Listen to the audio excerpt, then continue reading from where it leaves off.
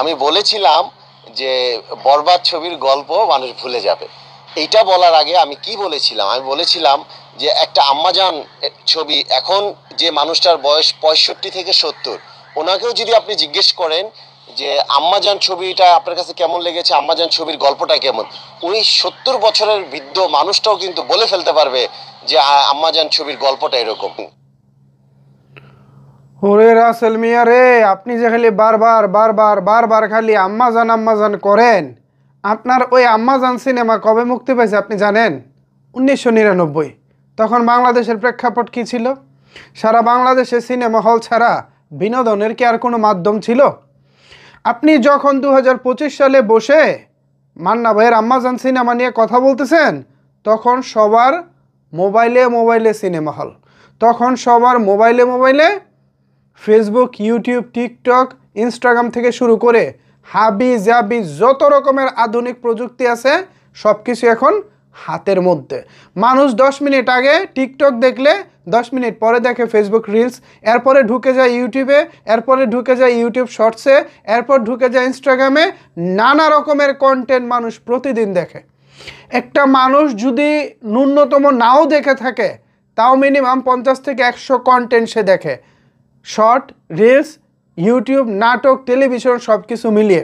আর আপনি যখনকার কথা বলতেছেন মান্না ভাইয়ের আম্মাজান, ওই আম্মাজান সিনেমা যখন মুক্তি পেত তখন অনেক মানুষ সিনেমা হলে গিয়ে টিকিট কিনে সিনেমা দেখার সামর্থ্য অনেকের ছিল না। যাদেরই বা সামর্থ্য ছিল, সপ্তাহে একবার তারা একটা সিনেমা দেখতো। এ কারণে তাদের মাথায় গল্পটা গেঁথে যেত। সারা সপ্তাহে, সারা মাসে তারা শুধু ওইটাই ভাবতো, আম্মাজানে কি হয়েছিল, আম্মাজানে কি হয়েছিল। এরপর আমরা যখন বিটিভিতে সিনেমা দেখতাম ছোটোবেলা, আপনার বাড়ি তো, দেশের বাড়ি বাঞ্চারামপুর তো খুব একটা উন্নত না, উপজেলা না। সো ওই উপজেলায়ও নিশ্চয়ই আপনি ছোটোবেলা সাদা কালো টেলিভিশন দেখেছেন। সাদা কালো টেলিভিশনগুলো গ্রাম অঞ্চলে বেসিক্যালি ব্যাটারি দিয়ে দেখা হতো।